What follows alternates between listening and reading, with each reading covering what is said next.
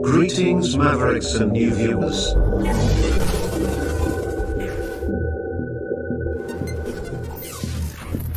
Tonight, direct and live from the Maverick News Network World Studios. This is Maverick News with Rick Walker.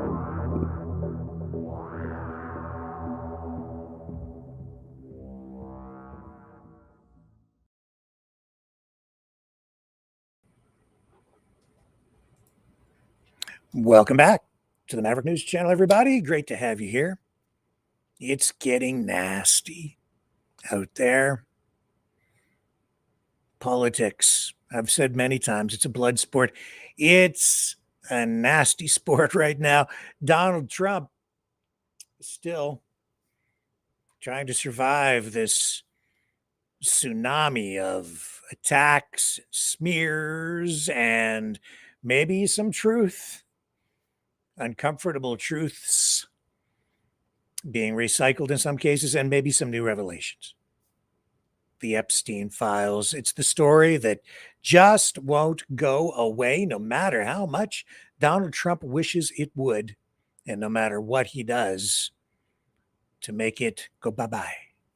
But it's not going bye-bye. It's sticking around. And also today, Canada's premiers meeting in Ontario, talking about the economy, tariffs, and meeting with the Assembly of First Nations National Chief. We'll bring you some information on that. Plus, what else? We have, a whole bunch of stuff. Russia ramping up attacks, even as Trump issues this 50-day warning, or deadline, really. And the clock is ticking on that. It is now less than 50 days. Trump not showing any signs of respect for that. Maybe not even taking Donald Trump seriously. Or maybe it's something more than that. Plus, Freedom Convoy sentencing for Tamar Lich and Chris Barber, who I've rarely ever spoken about on this program. I don't know if I've even personally mentioned his name. I guess maybe I have, just very briefly from time to time. In any event, sentencing for the two of them coming down in just days. And ahead of that, Pierre Poilievre, conservative leader, and some a couple of other conservative members of parliament coming out to criticize the Crown in the case. The timing, opportunistic perhaps, we'll analyze together as we dig into today's top news stories. Stay with me. We have a lot to unpack and share.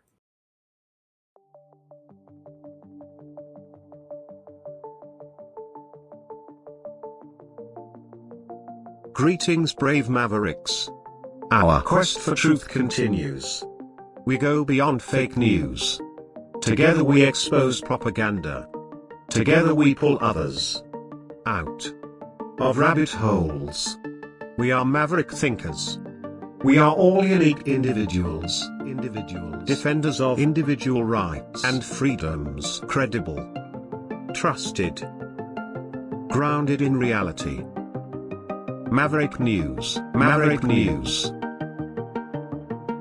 defending free speech. Donate at freedomreporters.com. Do it now. Tomorrow may be too late.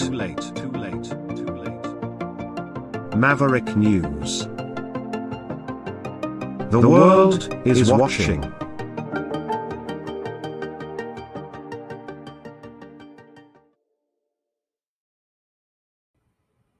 Okay, so where should we begin tonight? I guess at the beginning, as always, right? Well, there's just so much to talk about. But I guess we have to, oh my, I just had a malfunction on the computer. Another one, but that's okay. I have a backup plan tonight. Let me do this. Okay, so Donald Trump dealing with the fallout, or the not so much fallout. How can I describe this? I called it a tsunami of attacks and allegations, smears, whatever, all related to the Epstein scandal.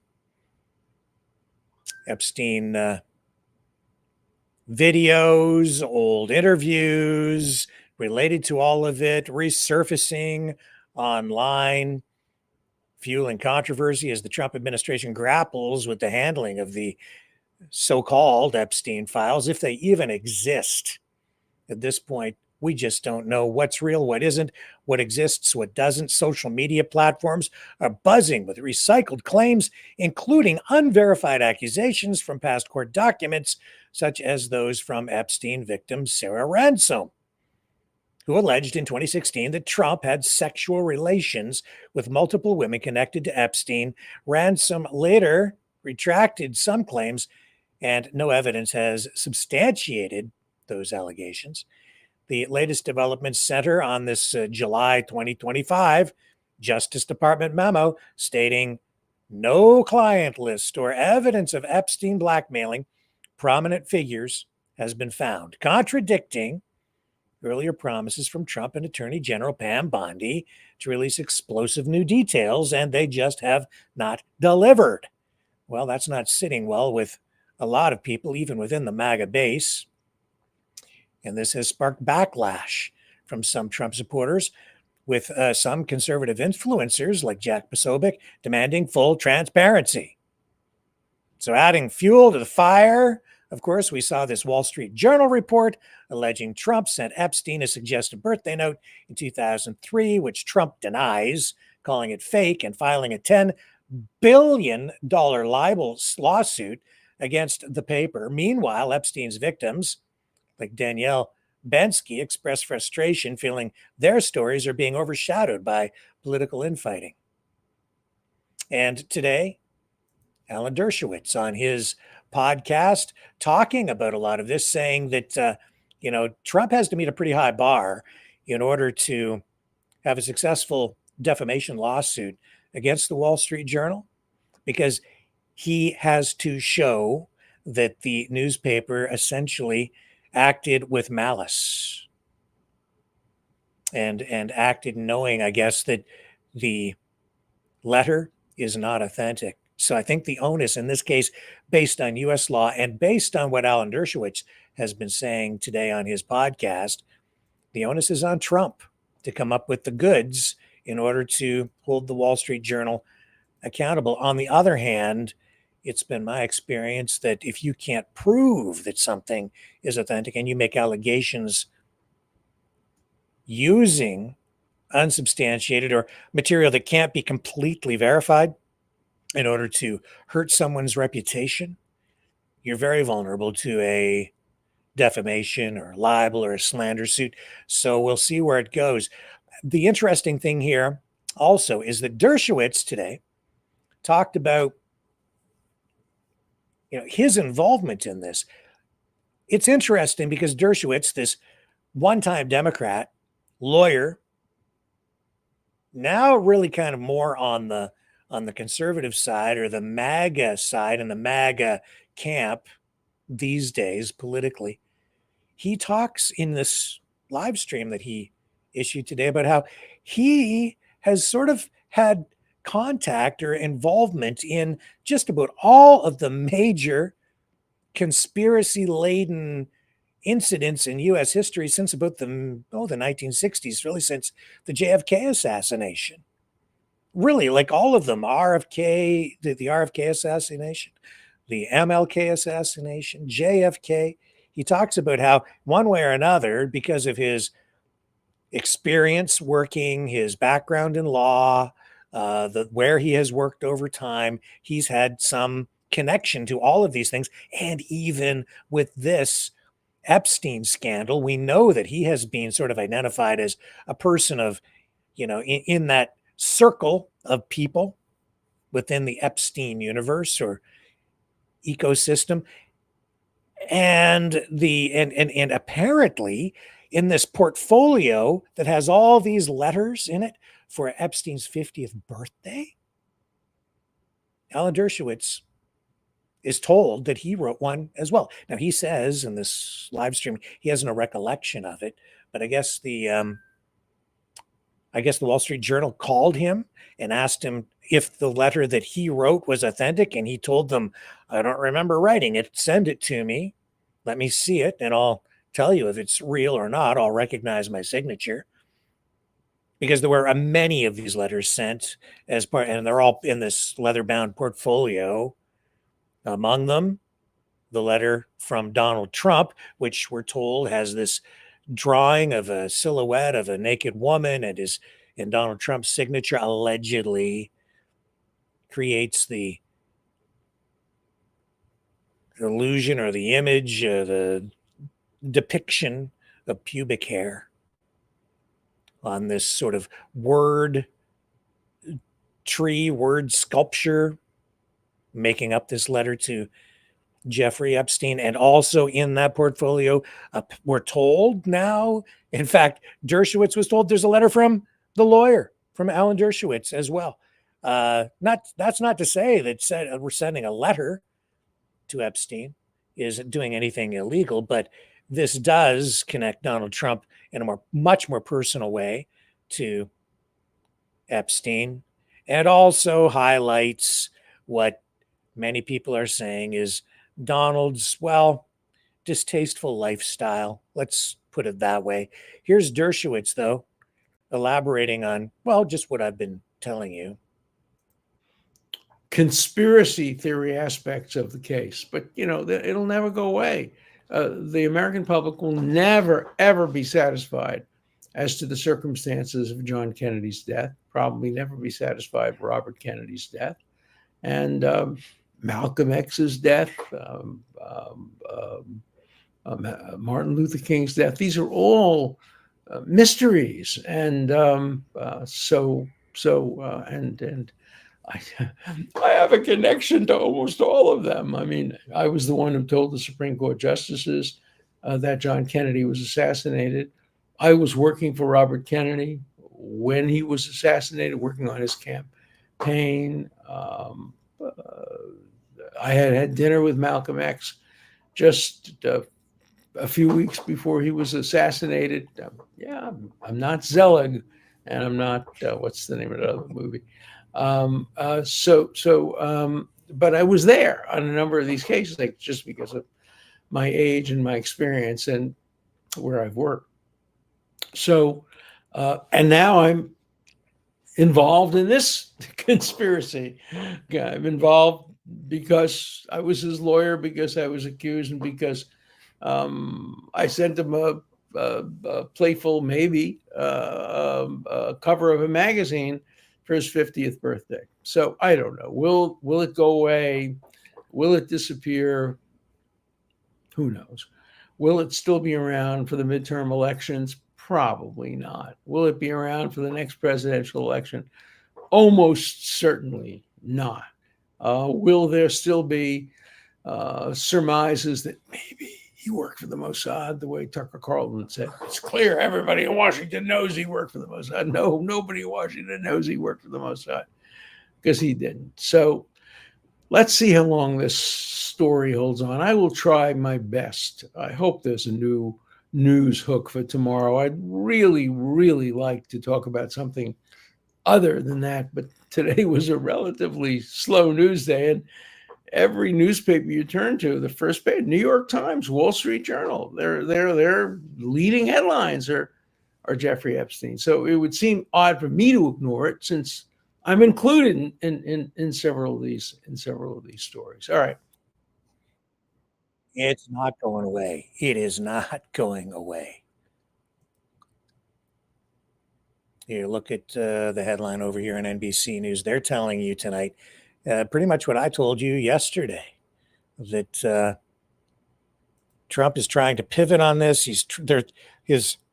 His administration throwing everything including a kitchen sink, I think, at this politically, in order to try to make it go away, get people to talk about other things. Look at the headline here. Amid Epstein followed, the Trump administration turns to MAGA's other greatest hits. I told you about this last night. Facing backlash from MAGA supporters about the handling of files related to Jeffrey Epstein, President Donald Trump and his administration have released a flood of information on old grievances and issues popular with the base. Overnight, Trump used his Truth social media platform to attack Senator Adam Schiff, post a fake AI-generated video showing former President Barack Obama being arrested by the FBI, and share, and I've seen that, and share AI-generated mugshots of a variety of Democratic officials who have served as Republican boogeymen over the years. I've seen that post as well. No question. And I have to say that this is American-style politics at its worst, at its lowest, at its scuzziest, at its nastiest. And I wish they would keep it on that side of the border. And yet we seem to be getting more of that style of politics over here on the Canadian side. It says here Trump also weighed in on another MAGA favorite, the names of sports teams, which I highlighted yesterday, and threatened to try to block a deal to build a new football stadium in D.C. unless the Washington Commanders changed their name back to the Redskins. The team dropped that name in 2019 after years of criticism that it was racist. The intensity of the Epstein conversation has dampened since last week after the Trump administration had to contend with many of its MAGA supporters who were furious that officials weren't releasing more information about the Epstein files. On Friday, Trump sued the Wall Street Journal and Rupert Murdoch after the paper published an article saying Trump sent a letter to Jeffrey Epstein in 2003 that included a drawing of a naked woman. So the point is, they're throwing every salacious, scandalous, emotion-driven issue they can at this, dragging everything back out, new, old, something borrowed, something blue, blah, blah, blah. Get it all out there, get it in front of the public, try to get the public talking about something else, because this is hurting Trump. And it's not working. Instead, what we're seeing is old stuff being recycled on the other side as well, and that is getting traction, not the least of which tonight is this video. If I can find it here. Here it is here. This all the way back, I believe this was from 8 years ago, an interview with a member of 2 Live crew, Luther Campbell. This is on a channel called Make It Plain. Not everybody talking about this tonight. It has been highlighted before, but some people are making hay with it. And I'm going to bring it up here and run some of this tonight to show you what's being done to attack the Trumpster. Here we go here. This is pretty damaging stuff. The only problem here is that the allegations or the account given by Luther in this interview from 8 years ago about Donald Trump, talking about attending, sex-laden parties with young women that were so young he felt uncomfortable. I have to point out that he acknowledges in this video he doesn't know how old or how young some of these women may have been, were, only that Trump told people that he was going to have these beauty pageant women or girls at this party. And he went there, and well, I'll let him speak for himself in this old video that is now being recycled. And it has a ring of truth to it. I have to give it that. Let's listen. Something in the 90s. When he first opened up the mansion in West Palm Beach. So, Uncle Luke, tell us what happened. You went with Eddie Murphy and Mike Tyson. The 3 of you were together? Yes. Uh-huh. And Donald Trump invited you all personally? Yeah. Uh-huh. He invited all us. He was having his pageant contest going on, and with his pageant contest, he ended up inviting us to the event. tell us what happened, Uncle Luke. What happened to that party that made you have to leave? Well, I mean, it was just a lot of things going on. A lot of things that I don't care to engage in. And we showed us the house, showed us the golf course in the back, all these different things. Said, man, great house, nice house. And I think I probably was there for every bit of maybe 45 minutes before I realized all these different things that was going on. And I was like, okay, it's time for me to go here. Now you understand, you are Uncle Luke. You 2 Live crew. So, I mean, we're dying to know what was going on that you couldn't engage in. Man, it was just some things that I don't really care to discuss. Because, one thing about me, I don't kiss and tell. But at the same time, the party was going on. And, it was a lot of things. Put it this way, there were a lot of things going on. A lot of things. So a lot of things in a lot of different rooms. There was a lot of different rooms going on in the house. And every time you open up a door, there was something else going on that I really didn't care to be a part of. So I felt like, hey, look here, man. I'm from Liberty City. At the end of the day, if I wanted to be involved in all those different type of activities, I did that in my hometown. Less long as going to somebody's house where I think they got cameras and everything, be able to take me, and before you know it, you're extorting me. That ain't gonna happen. But one thing about me, I ain't never take no drugs, and I don't get into drugs. So I leave it like that. Were there drugs there, Uncle Luke? It was a lot of things up in there. I know I don't take no drugs. I'm gonna leave it like that. Did you see Donald Trump use any drugs? No, I didn't see him use no drugs. So these rooms. So presumably there were women in these rooms. Oh yeah, a lot of women. Mm-hmm. How were they? All over the room. How were they dressed, Uncle Luke? Half naked. Half naked. Half naked and some naked. Half naked and some naked. Yeah. All right. We had a house party. They up in there naked. Was there any assaultive behavior toward women at this Donald Trump party? No. No assaultive behavior. Okay. No, all the women were enjoying themselves like they do. Mm-hmm. But the thing, let me tell you, the thing is, when you're around, I've been around a lot of models and a lot of these pageant women, because that's what mostly it was. It was mostly pageant women. And a lot of these women ain't of age. So when you got a whole bunch of these women running around, whether they of age or not, there's a lot of things going on. You just, some women look too young. Oh, so you keep it moving. I see. So it wasn't nobody beating no women, nobody taking advantage of no women. They were all enjoying themselves. That's what they were there for. But were they old enough to be enjoying themselves? I don't know. Was there sex? Of course there was. I guess that's a stupid question now to ask. Okay, so I think I got you now. You're saying that all this was going on and you weren't clear as to whether these were adults. I wasn't clear whether or not they were adults, and I wasn't clear whether or not, whether I wanted to be in that kind of environment where some of these other things that was going on in there. I ain't gonna too much elaborate about everything else that was going on outside of the sexual act. But my brother, we love for you too. We love for you too. That's why we on Sirius XM. Because we can open it up. We on Sirius XM. We can bust it wide open right here. The drugs and the alcohol and the sex and all that, but I ain't gonna talk about the drugs and the alcohol and the sex. But now.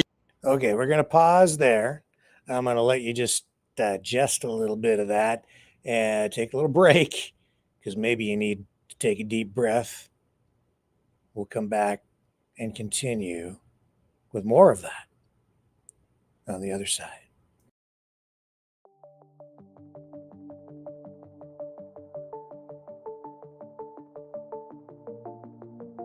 Greetings, brave Mavericks. Our quest for truth continues. We go beyond fake news. Together we expose propaganda. Together we pull others out of rabbit holes. We are maverick thinkers. We are all unique individuals, defenders of individual rights and freedoms, credible, trusted, grounded in reality. Maverick News, Maverick News. Defending free speech, free speech. Donate at freedomreporters.com. Do it now. Tomorrow may be too late. Maverick News. The world is watching.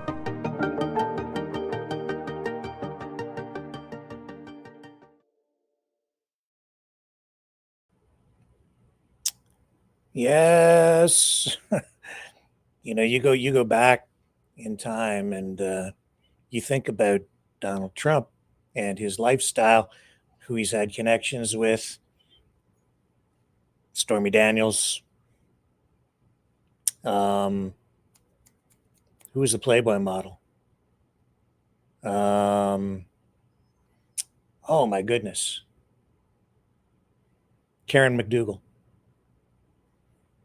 The interview with her. That didn't go so well for the mainstream media when they tried to sort of highlight the relationship that Trump had with Karen McDougal, the Playboy model.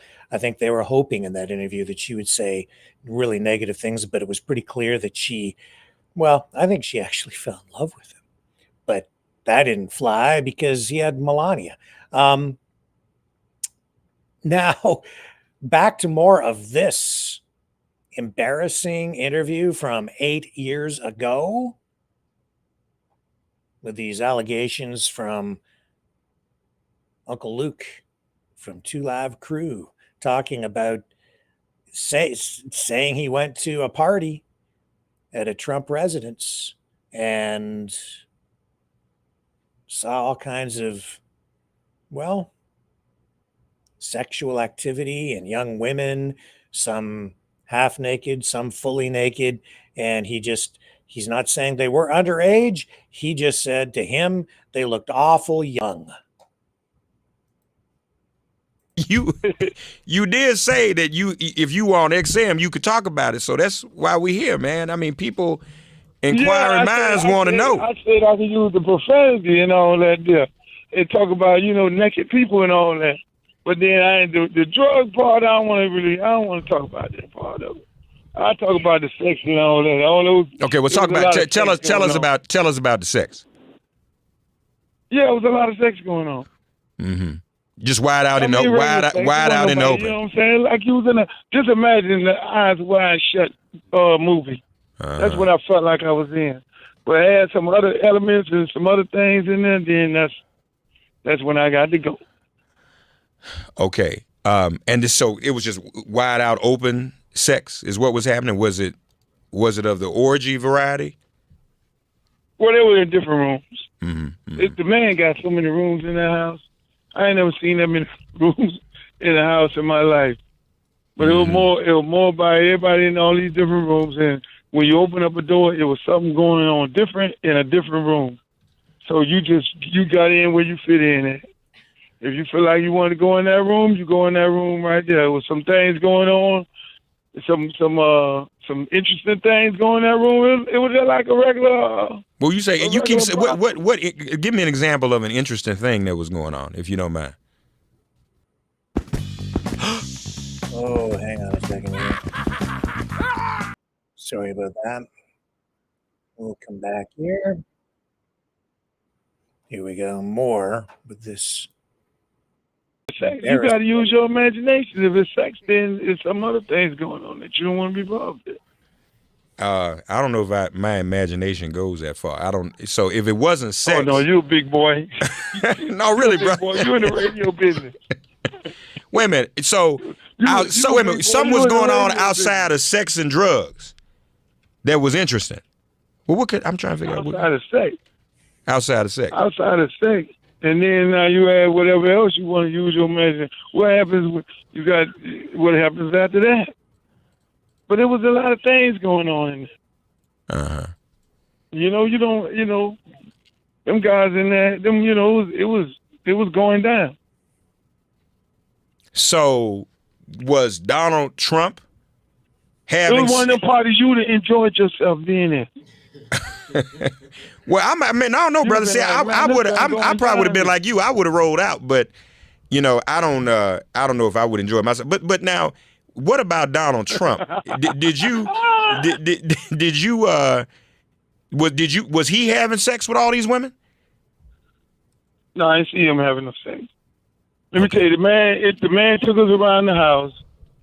Okay, he said, "Look, I got all these women.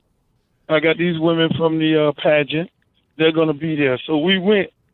It was like, "Hey, man, I got a pageant down here. I'm hosting these women at the house. Okay, up in Palm Beach. They send some cars to pick us up. We get in the cars. We drive up there. Me, Mike, Eddie Murphy. We all in our own individual cars. Car service drove us up there. We got there. He showed us around the house. Told us about this mansion and the history behind it and all that. Just the golf course. It was dark. We couldn't see the golf course and things like that. And then before you know it, hey, man, y'all enjoy yourself. We got cocktails and everything. And before you know it, the rooms and everything start popping. There wasn't no DJ. It was more of, hey, get in where you fit in. Whatever room you're going to go in, you go into that room. So you say no DJ. There was no music? Or the music was piped in? No, there wasn't no music. No music. That was the interesting part about it. It wasn't no music. So women just naked in rooms with no music? Hey, people walk around. It wasn't, listen, it wasn't nothing wrong with that. I was happy to be at that party. But then at the end of the day, when I started looking at some of these girls' faces, I was like, man, these girls don't look like they're old enough. I didn't ask nobody their age. And then all the other stuff going on, it was like, okay, I can't be up here. I got to go. If I'm going to jail, then somebody's going to extort me. I really, I don't do drugs. Never did it in my life. I smoked marijuana 2 times, when I was in high school, and I didn't like the experience. As far as drugs, I may have sold drugs. I never liked the people who I sold them to when I was young, because I thought they were stupid for buying it. So I never had cared to indulge in it. Mm-hmm, mm-hmm. So when I do see people doing it, or if I'm around it, I get away from it. Mm-hmm. Put it that way. Embarrassing.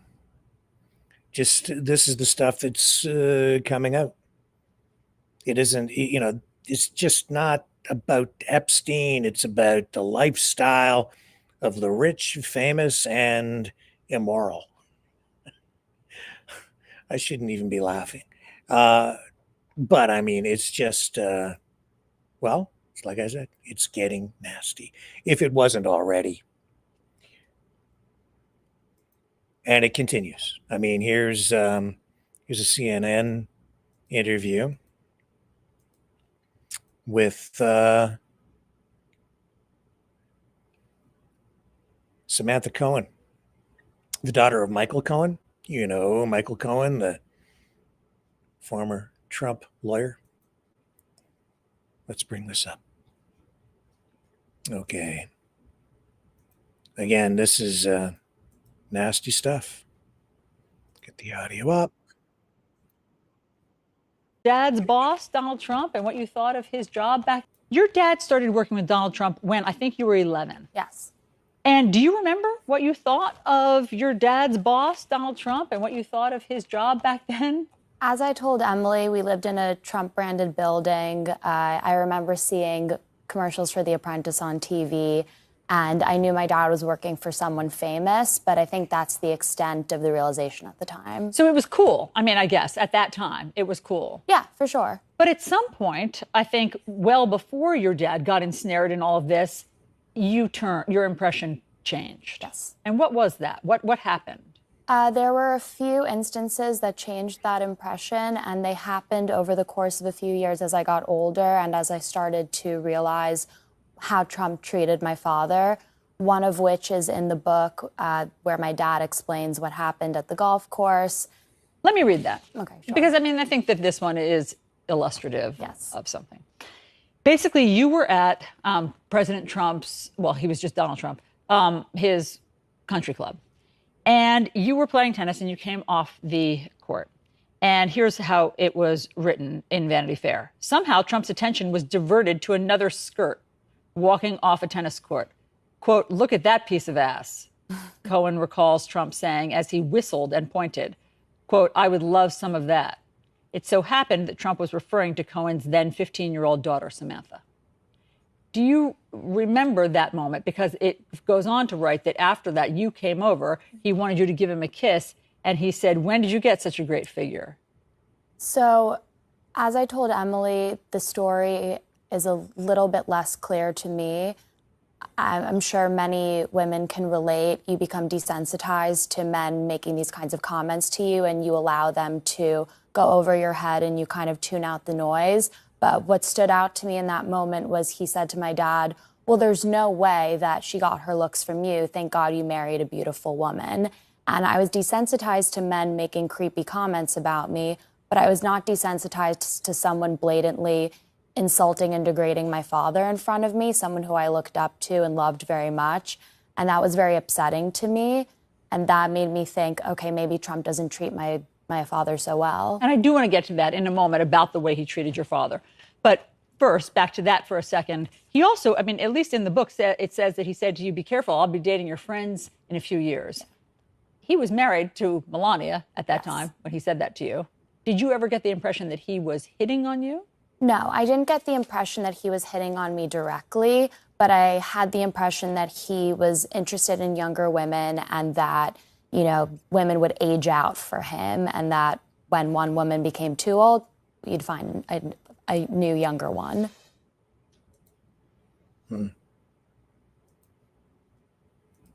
And I don't think the White House has responded to a request for comment on that so far. So the hits just keep on a-coming on both sides as the back and forth continues on this political hot potato, the Epstein files. So let's just move on, shall we? So today, Canada's premiers in Muskoka for a 3-day Council of the Federation meeting hosted by Ontario Premier Doug Ford. The focus is on economic strategies to counter what else? Trump tariffs, with discussions on strengthening interprovincial trade and fast-tracking major projects like pipelines and mining in Ontario's Ring of Fire region. Ford emphasized collaboration today, stating this is an opportunity to unleash the full potential of Canada's economy. So today, first day, featured critical talks with Indigenous leaders from the Assembly of First Nations, Métis National Council, and Native Women's Association of Canada. First Nations chiefs, including National Chief Cindy Woodhouse-Nepinak, expressed concerns that fast-tracked projects under the new Building Canada Act could sideline their rights, with some leaders walking out of recent meetings with Prime Minister Mark Carney. Now, Ford assured that no projects will move forward without First Nations approval. The tensions at the conference today remain high. Let me bring up, first of all, Doug Ford with his comments on this.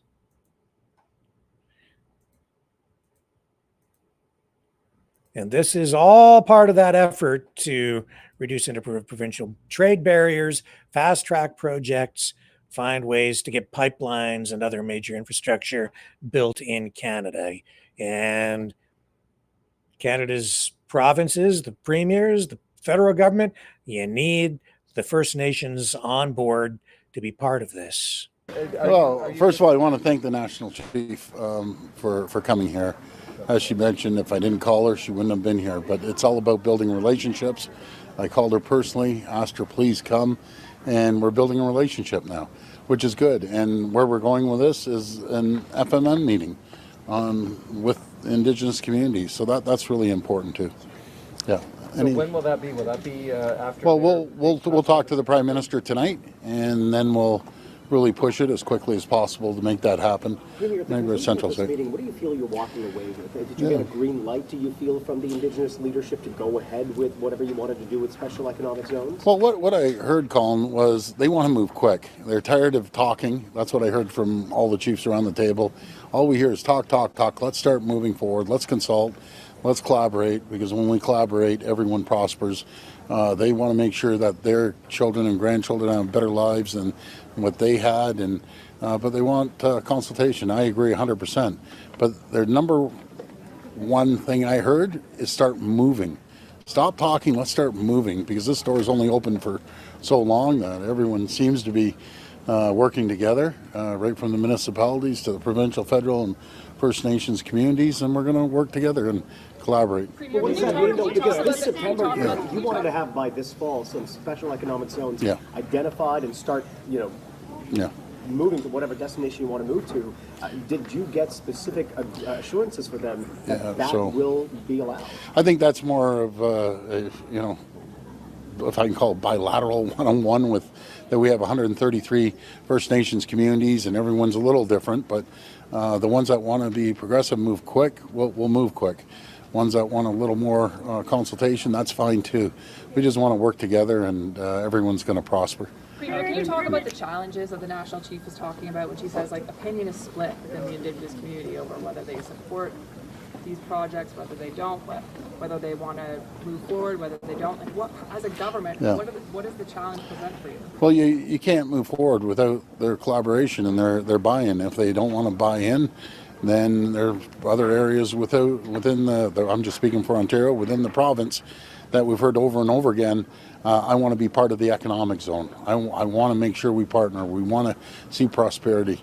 We want to get energy. We want to take advantage of the $3 billion of the equity that we've put forward for them to draw on. $70 million of training and $10 million of scholarships, which is my favorite, the $10 million of scholarships. So that's what they want. Are you essentially saying, like, we'll work with the First Nations that want to work with us? Yeah, well, for the most part. I can't do something if they don't want to do it, but there's enough people out there, enough First Nations communities that are saying, let's go.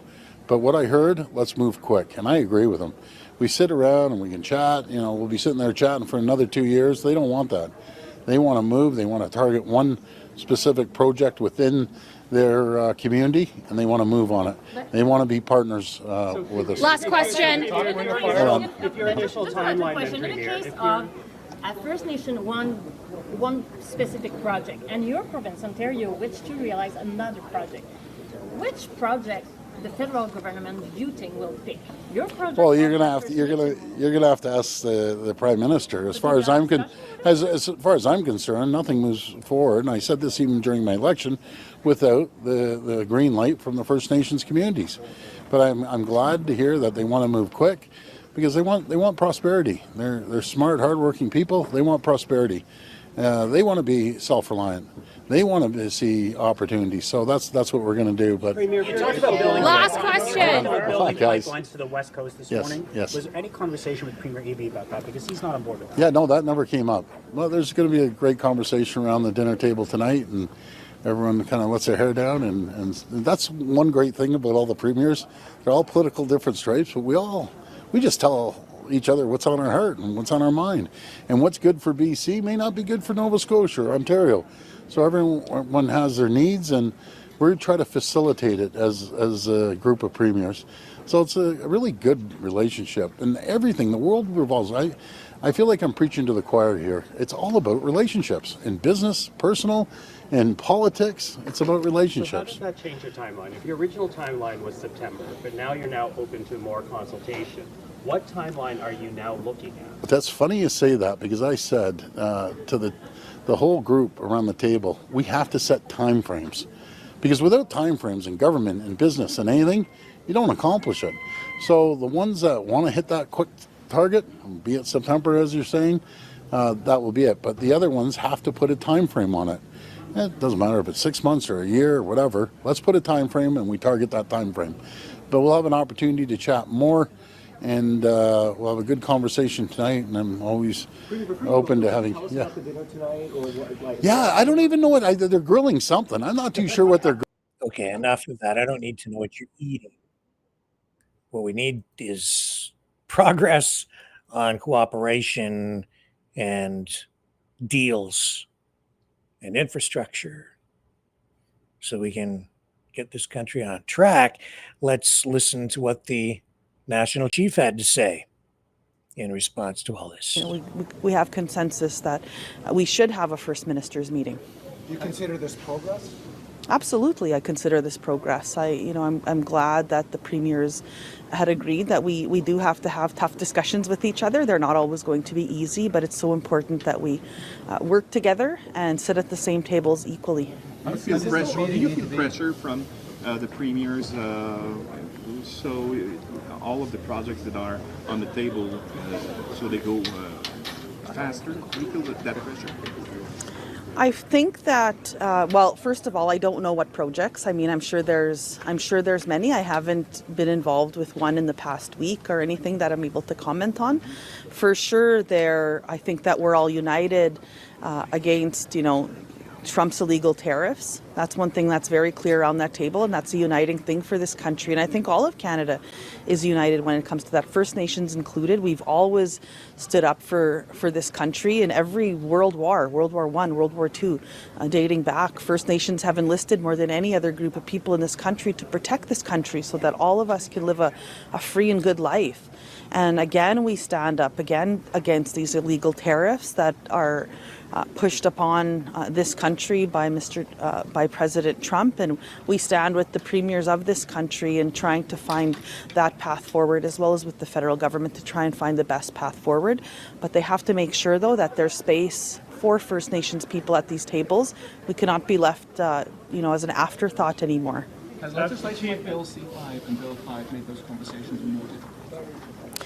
I think there's always conversations that are difficult, whether it's these bills or other bills. And I think that one thing is for sure, rushing bills through is not the way to go. I've said that time and time again to the media, that we need to respect each other in this country, and that means making sure that we do things properly and thoroughly, especially all of us here. We're all trying to make a better country.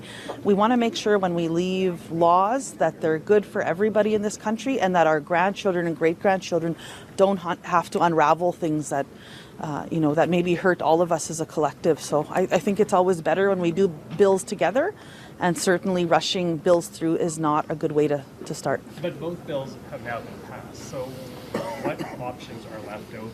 What do you want to explore at this point? Look, I think there's First Nations met with the Prime Minister last week, and I'm sorry the media wasn't in the room, but for sure there was lots of differing views and differing paths forward. I know that there's different projects all over the country that First Nations want to see move forward. Others are not sure yet, and there's still First Nations out there that are, wondering how to proceed with this bill. So there's lots of opinions coming in. I do ask that you all attend on September 3, 4, and 5 and hear from our chiefs directly on the impacts of this bill, their thoughts on moving forward. By then, hopefully we have we as the Assembly of First Nations, we bring our chiefs in Assembly together, and then they provide that roadmap going forward. So I invite you to come and listen to our leadership and hear our decision, our discussions on moving ahead. Do you think there is a room for economic partnership, though? I mean, we've heard a lot of opposition from some Indigenous groups on these two bills. I'm not hearing that as much today from you. You seem to be striking more of a positive tone about this meeting. So do you think First Nations, or the ones that you represent, are willing to move forward now with the governments in these nation-building projects? I think that the views are still very split. As the National Chief, as you can imagine, it's tough to say one way or the other. We do have, I'm sure, many different resolutions coming forward, September 3, 4, and 5, when our chiefs gather together. And until that time, I can't comment one way or another, whether we, whether we're one way or another, because there's just lots of legal opinions coming up, First Nations talking to their people within their communities, and they should be given that time. And they should have been given that time before the passing of that bill. I absolutely agree with that. I know I've heard from premiers here that also said they weren't consulted. And, I feel for all Canadians, because I think that we shouldn't do that to each other. We should be respectful towards each other, give each other, whether they're environmentalists, whether you support one particular bill over another. Our democracy should always be that we hear those voices and that we do things in a careful, good way with each other. Last question. Okay, that's enough. Prime Minister Carney will be in attendance at the conference tomorrow. Stay with me.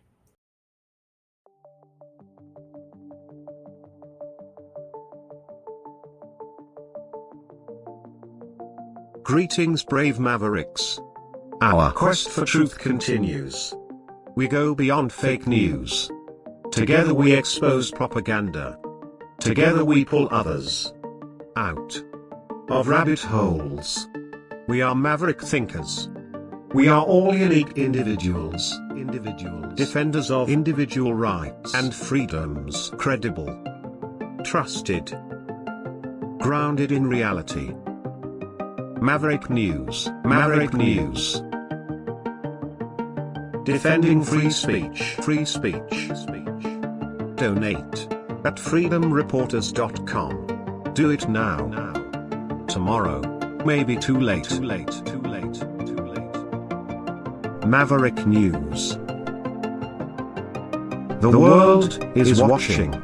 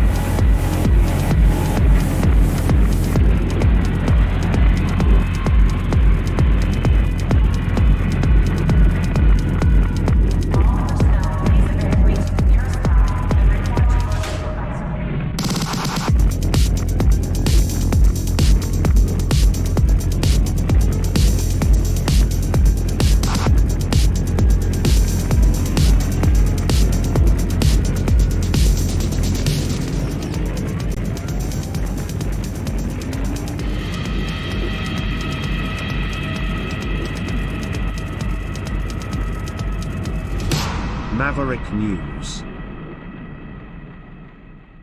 The world is watching.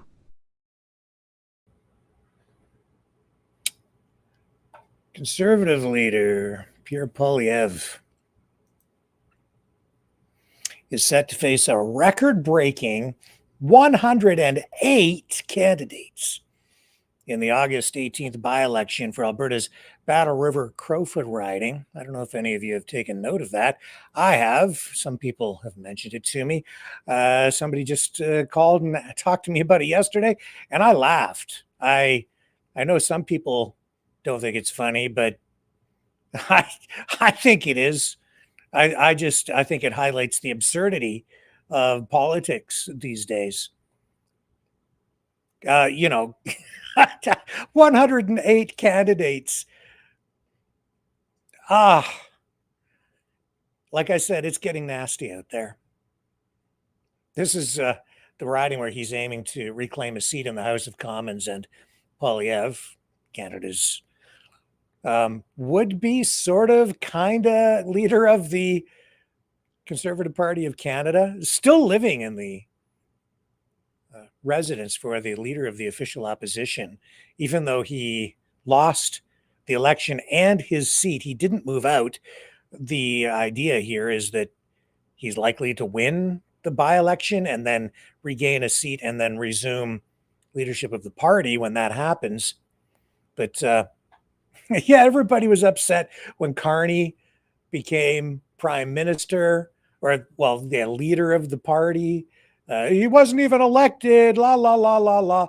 Well, here, this guy isn't elected, and he's still living in the the residents for the official opposition. Oh my God. Anyway, he lost his longtime area riding of Carleton to Liberal Bruce Fanjoy back in April.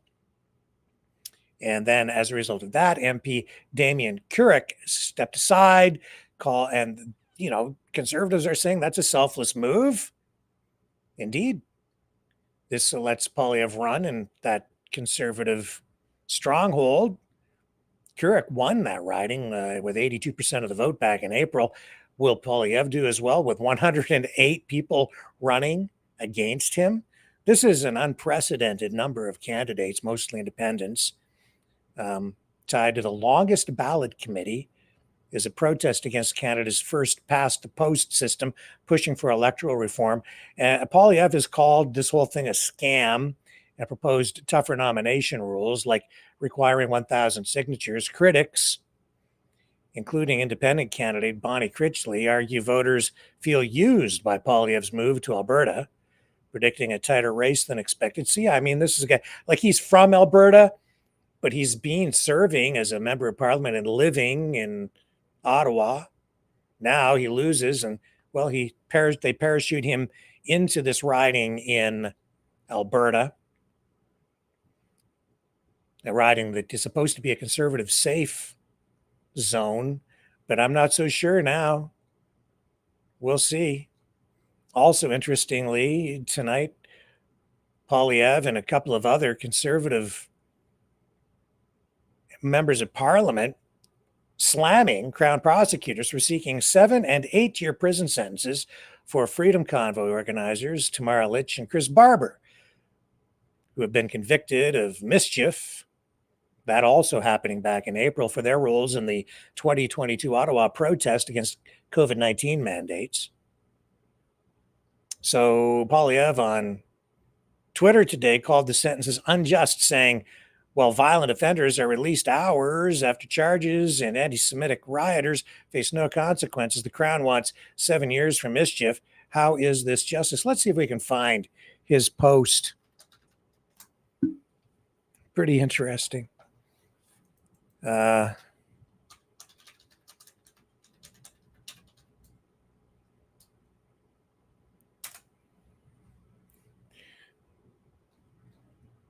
Here we go, right here. I've got it. It's interesting to see the timing on this. I have different thoughts than I think just about everybody else on this. Let's get this straight, he says. While rampant violent offenders are released hours after their most recent charges and anti-Semitic rioters vandalize businesses, terrorize daycares, and block traffic without consequences, the Crown wants 7 years prison time for the charge of mischief for Litch and Barber. How is this justice?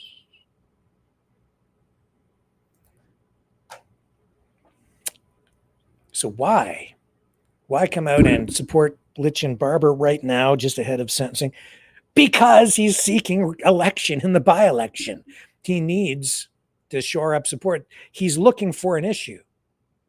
This is one of the things that can resonate out there. It doesn't really surprise me at all.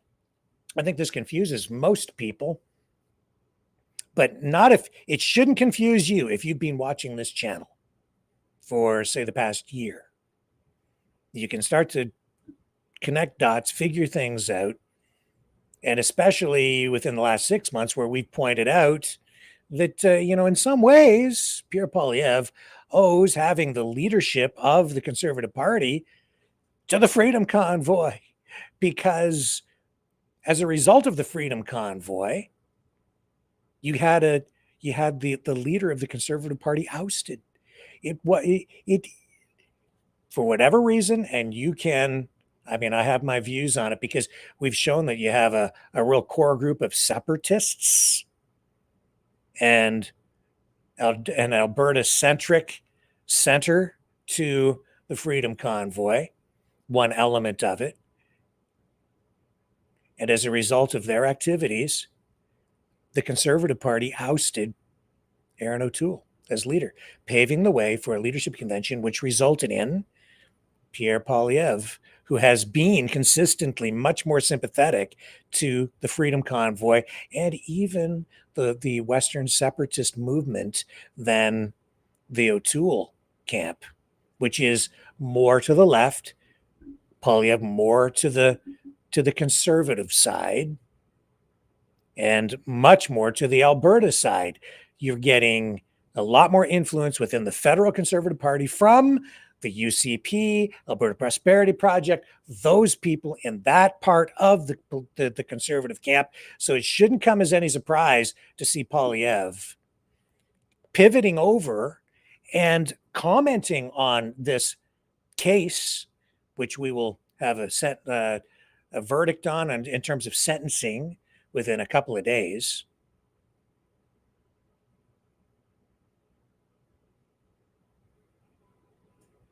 And he needs this. And the other reason is not only does he kind of owe these guys, because they're partly responsible for helping him gain within the party, the leadership of the party, but also with this by-election coming up. See, he can say these things right now and put his support behind the Freedom Convoy without suffering the same kinds of political consequences on a negative side that he would if he were to do this as he was while he was running in the federal election nationally and as a leader of the party. But right now, all he has to do is win that election, that by-election in Alberta, and appeal only to the voters in that riding in Alberta.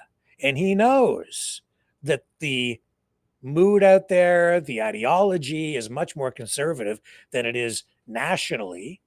And it's much more sympathetic to Alberta issues and the separatist movement. So throw your support there, make an issue out of that issue, and use that to help bolster your support and your profile within that by-election. Right now, it's not as consequential for him to say these things, make these, to come out and support the Freedom Convoy, risking some backlash from the more liberal side of things, even the more progressive or liberal side of the Conservative Party. So, and by the time the next federal election comes around, if he's successful and gains a seat in this by-election, it won't hurt him by the time it comes around to the next federal election, because people will have forgotten. So he gets the positive, much more positive kickback out of this than negative. So it's a tactical move, in my opinion, my analysis, if you will. You may see things differently, and you are welcome to comment in the chat. And I know that you will anyway, and that is just fine. So what else do we have tonight? Well, we know that Russia has intensified its attacks on Ukraine since U.S. President Donald Trump issued that 50-day deadline back on July 14th for Moscow to reach a peace deal or face 100% tariffs. Just overnight, strikes on Kyiv killed one person, with Russia launching a record 728 drones and missiles on July 9th, followed by 400 drones last night alone, targeting cities like Kharkiv and Odessa. Ukraine's Air Force says it downed most, but debris injured 15, including a child. Ukrainian leaders, including President Zelensky, warn Russia is exploiting the deadline to push its summer offensive, aiming to seize more territory in Donetsk before September 2nd. Kremlin officials like Dmitry Medvedev dismissed Trump's theatrical ultimatum, as he called it, signaling no pause in hostilities. Trump, appearing to grow more frustrated with Putin, is sending Patriot missile systems via NATO, but of course Kyiv's mayor questions the delay, saying more people could die in 50 days, and that's quite true. Why 50 days? Why not 30? Why not a week? Why not just lay it on the line right now if you're really that frustrated? And this gives Russia most of the warm weather fighting season in order to ramp up these offensives. And of course, the weapons that Trump has approved to be sent to Ukraine, the U.S. not paying for now. It's all about the Benjamins. Profit at this point. And I guess that's what the MAGA base has been clamoring for, because you're hearing a lot less opposition to it now after how long have they been saying on the MAGA side, we don't want to pay for any of that. No more tax dollars for that. Well, now it's just pure profiteering.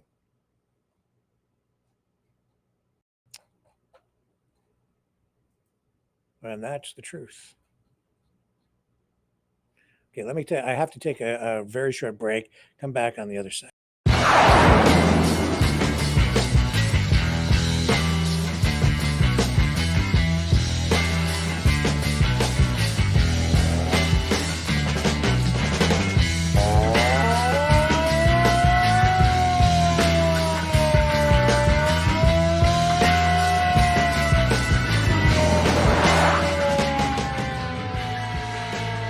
Maverick News.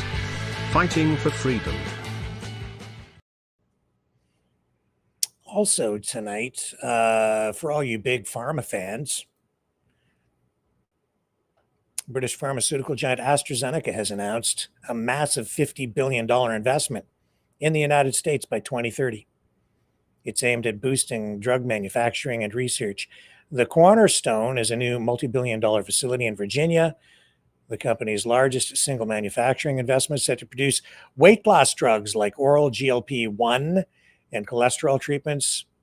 The CEO of the company was speaking in Washington and says the move reflects confidence in America's innovation and supports patients globally.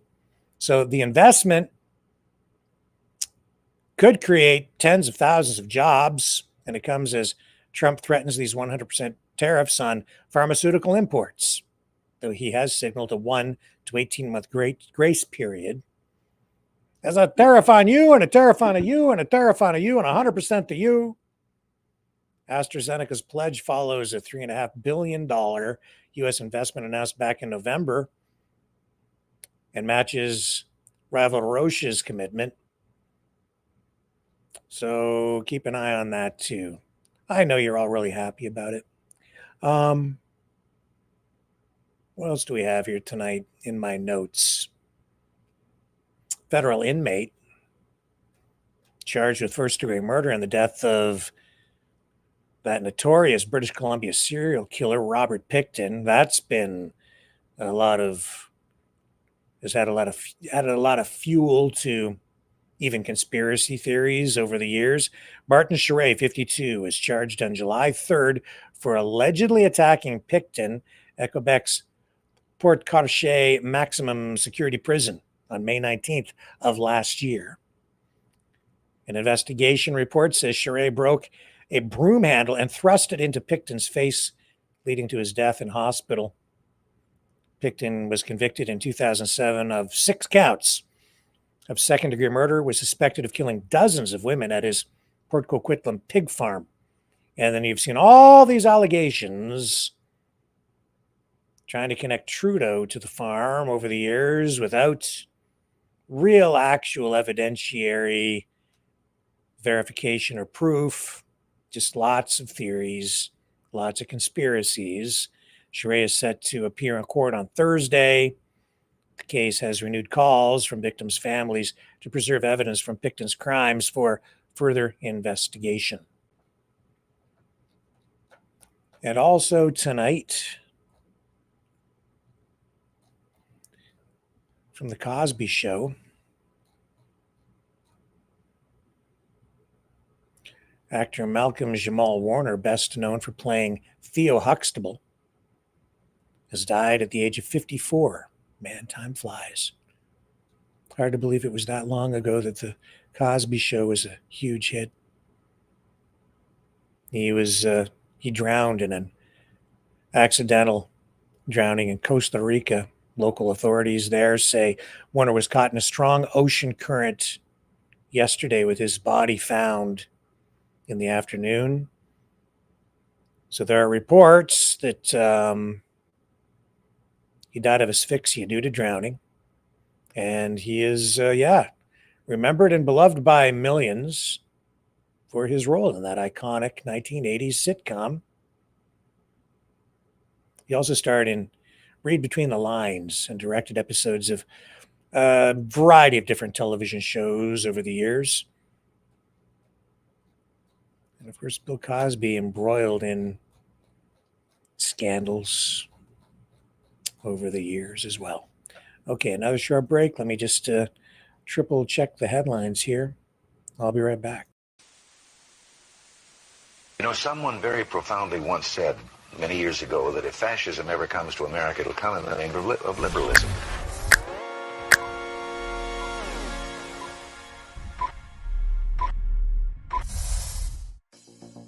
Well, I think it's time we ask ourselves if we still know the freedoms that were intended for us by the Founding Fathers.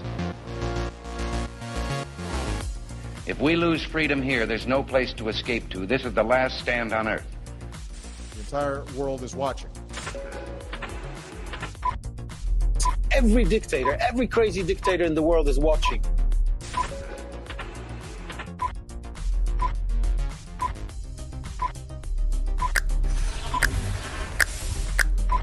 The world is watching. On TV, the entire world is watching. On social media. But the entire world is watching, and yes, they are seeing what we have apparently bravely been willing to say that others are thinking. Stand for freedom. Literally stand for freedom. Let's get this done. The entire world is watching. We're at war with the most dangerous enemy that has ever faced mankind in his long climb from the swamp to the stars. Maverick News. Maverick News. Maverick News. Let me have more control of my own destiny. The world is watching.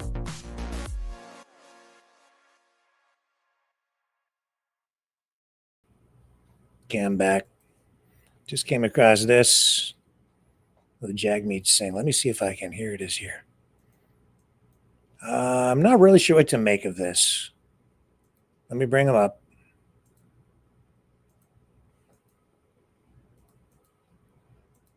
Of course, Jagmeet Singh also lost his seat in the last federal Canadian election. And this is, we don't usually see Jagmeet looking quite like this. But there he is, looking a little more casual, I guess would be the way to describe this. Anyway, here's a greeting from Jagmeet Singh, former leader of the New Democratic Party in Canada. Hey, what's up, everybody? Get ready with me. Summer edition. About to go for a walk. I'm going to wrap up my head and also share with you some ideas.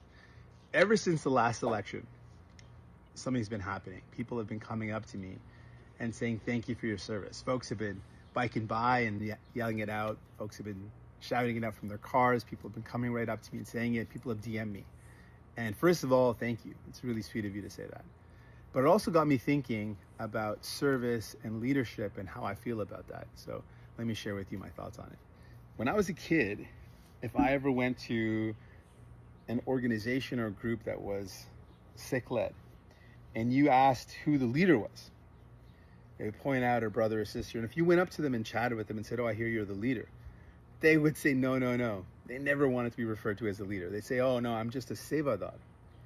And what Sevadar means is one who serves. And so they were reluctant to be referred to as a leader because they didn't want to be thought of as a person that was bossing folks around or at the top or calling the shots. But instead, they wanted to know that what they were doing was just service. They were just serving their community, serving people. And that's what I grew up believing leadership was. Leadership was, to me, service. And so when folks say to me, thank you for your service, it's probably the nicest thing you could say, because that's exactly what I believed, and I continue to believe that leadership is. It's the ability or the honor to serve. So thanks for saying that. And it also means that I couldn't have served in the first place. I wouldn't have had the honor of serving, but for people who supported me. So thank you to everybody. Thank you to everybody who supported me. Thanks to everybody who donated, voted, who believed in our vision. Thank you to all of you. We couldn't have done the work we did without you. So big thank you to all of you. And I guess this is a good time to chat a little bit about what I'm up to now. I've been spending a lot of time with the family. thinking about what the next role is for me. But I want you to know, no matter what I do, I will always continue to push for better ways for us to take care of each other. I always want to fight for you. I want you to know that I believe in my core, and I always will believe, that we are all one, and that we are better off when we take care of each other. All of us are better off when we lift each other up. So I'm going to continue to find ways to talk about that and to continue to promote that if we want to build a fairer world, a better world, it's going to be a world where we imagine that we're all one, and a world where we find better ways and more ways to take care of each other. Well, appreciate you all. Thanks so much. Thanks for all the love and support. Right back at you. And I guess we're going to go for a walk now. All right, take care. Well, the NDP kind of diminished since that federal election. Certainly, they don't have the kind of voice they had when Trudeau was in power. They certainly are not the tail wagging the dog anymore because they lost ground in the election as well. Charlie Angus seems to have become the de facto leader, even though says he doesn't want to be the leader. A leadership convention still ahead for the NDP in Canada. I think they lost official party status in the last federal election, so they have a lot of recovering to do. And, I think that party has, over the years, lost touch with its base, which traditionally was labor, workers, working class people. It became the party really of pro-immigration and focused heavily on that and those issues. So I think the NDP kind of ceded the territory, the political territory of the working class to, strangely to me, because I always remembered the Conservatives as being the party of business and fiscal responsibility, but they have picked up that sort of voter block even more than the Liberals kind of did. Like Conservatives benefited from the NDP giving up on labor unions, strangely to me, but that's because you've seen the Conservative Party become more populist and this convergence beginning to take hold even within the CPC itself to some degree, where you're getting sort of the conservatives or even the ultra conservatives or the heavy conservatives and the more extreme elements of the socialist left and even the labor unions coming more together to form a bit more of a populist movement within the Conservative Party itself, and even within the PPC, ceding that pro-worker labor support. And the NDP paid a big price in the last federal election. So, and they've acknowledged that as well. We'll see where they end up after their leadership convention and who ends up taking the helm and maybe providing new direction for a party that seems to have lost its way by losing touch with the people. Well, folks, that gets us very close to the end of tonight's broadcast. Just a reminder that we will be looking for cast members in the upcoming Maverick production of War of the Worlds.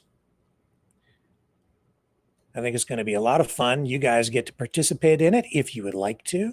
So drop me an email, message me, call me, whatever. Let me know if you're interested in participating in that. I will provide instructions, and I'm working on some scripting still, getting all of that kind of finalized. And I think it's going to be a lot of fun. And there will be some preparatory broadcasts in advance of all that as well. So it's a major project, and I think we can learn a little something along the way while we go through that exercise. So with that being said, I appreciate you guys hanging out here tonight. Appreciate the support as always. If you're inclined to support the channel, you can do that by giving us the big old thumbs up, liking, sharing, subscribing, and of course, you can always donate at freedomreporters.com or through the Rumble rants over on the main Rumble channel. I appreciate that very much. And I will see all you guys back here tomorrow on the flip side. And since we're talking about a Martian invasion through War of the Worlds, let's give this one a spin again tonight. MAGA Mars. See you tomorrow.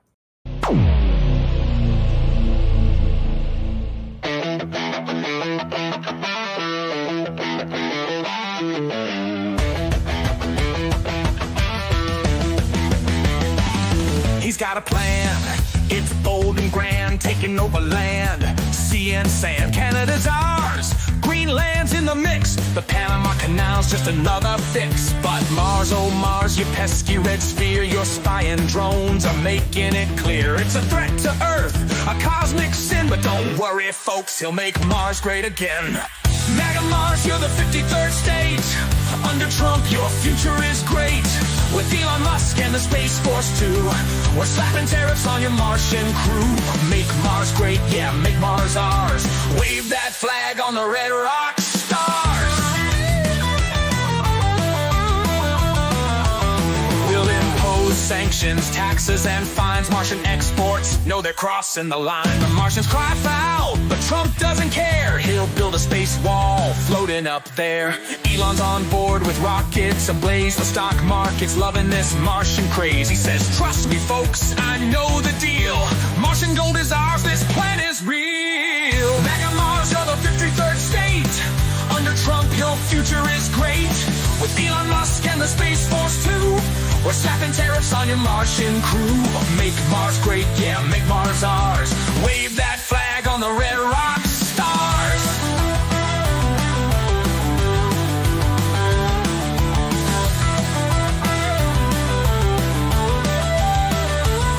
Yeah, Mars hotels with golf resorts, intergalactic trade reports, a MAGA dome where Martians bow. We've got the best Martians, Trump says now.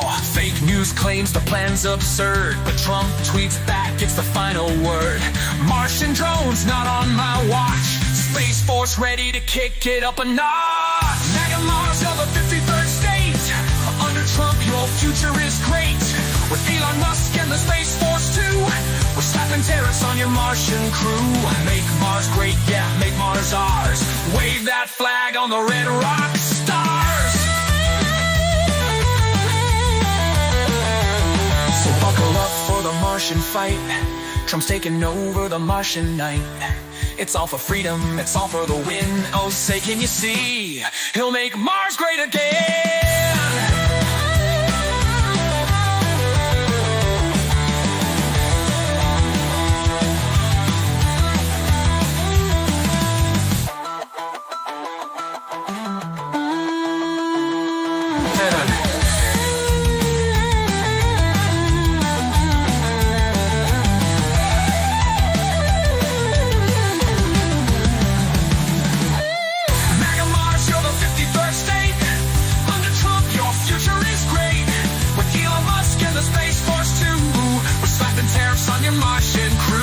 Make Mars great, yeah, make Mars ours. Wave that flag on the red rock stars.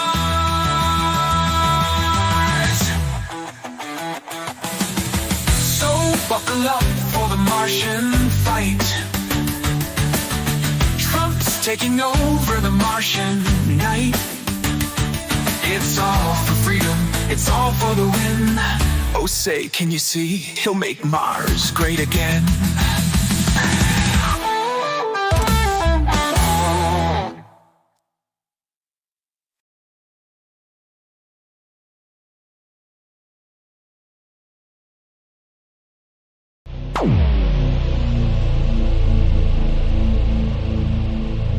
This has been a Maverick Multimedia production.